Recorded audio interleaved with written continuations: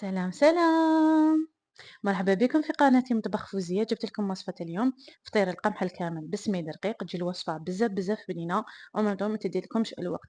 انا درت لي حوالي 45 دقيقة بالتصوير، يعني نتوما ما غادي تصوروا تديلكم واحد النص ساعة.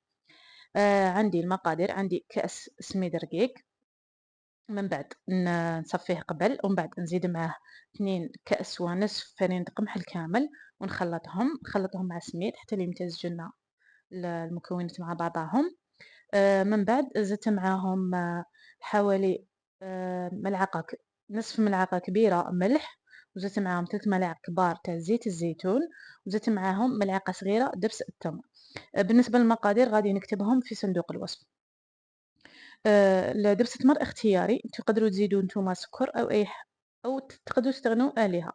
من بعد نخلّط المقادير تاعي حتى يمتزجوا كيما كنتم تشوفوا كيفاش خلطوهم.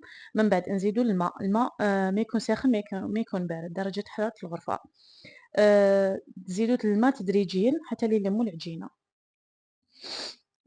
كيما راكم تشوفوا حنا بعد اللي لميت العجينة نخبزها باليد، يعني حاولوا تشكلوها على شكل خبزة باليد، ومن بعد تفتحوها بالحلال، تشكلوها على شكل طبقة رقيقة، ما تكونش رقيقة بزاف، المهم رقيقة. ومن بعد قطعوها، تقدروا تقسموها على زوج، تجيكم زوج خبزات، ولا تقدروا تشكلوها كيما أنا شكلتها على شكل أشكال كاري. زدت مع الكاري. يعني مربعات.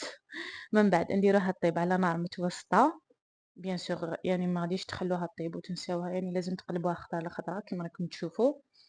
هذا هو الشكل كيفاش طابت لي، مازالت حنا طيب.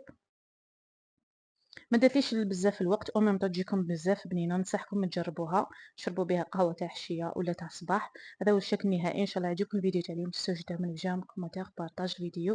نقول لكم شكرا على المشاهده ونخليكم ونقول لكم باي باي.